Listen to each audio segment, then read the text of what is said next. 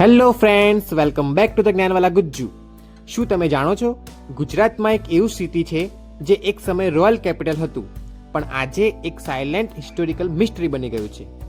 Yes, you heard it right. I am talking about the Champaner.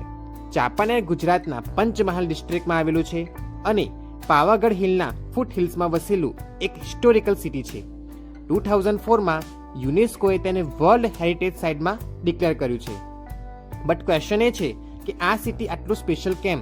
તો આવો જાણીએ. Let's talk about the origin of the Champaner. ચાંપાનેરનો ઇતિહાસ 8મી સદી જૂનો છે. ઈસવીસન 746માં વનરાજ ચાવડાએ પોતાના ખાસ મિત્ર અને મંત્રી ચાંપાવાણિયાની યાદમાં આ શહેર વસાવ્યું હતું, એટલે જ તેનું નામ છે ચાંપાનેર.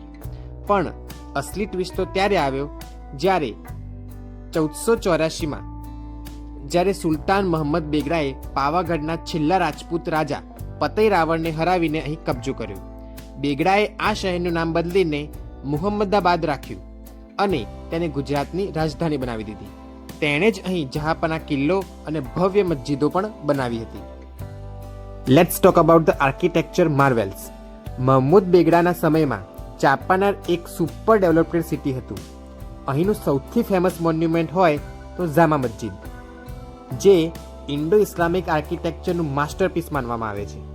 આ સિવાય કેવડા મસ્જિદ, નગીના મસ્જિદ, ખજૂરી મસ્જિદ, આ બધી જ મસ્જિદોમાં હિન્દુ અને મુસ્લિમ સ્થાપત્યનું અદ્ભુત મિશ્રણ જોવા મળે છે.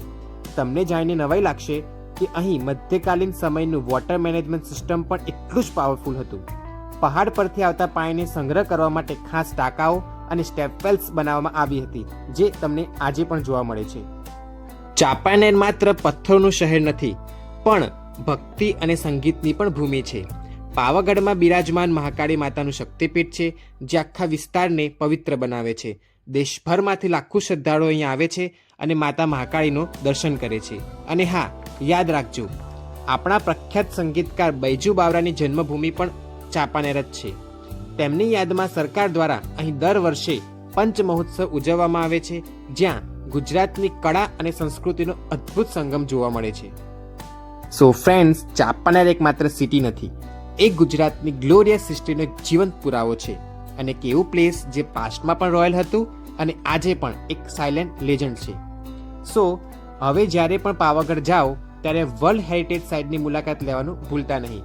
આપણો વારસો જ આપણી ઓળખ છે. અને જો આવા જ પાવરફુલ હિસ્ટોરિકલ ફેક્ટ્સ માટે સબસ્ક્રાઇબ કરો જ્ઞાનવાલા ગુજ્જુને. ફરી મળીશું એક આવા હિડન ફેક્ટ સાથે. ત્યાં સુધી જય હિન્દ, જય ભારત.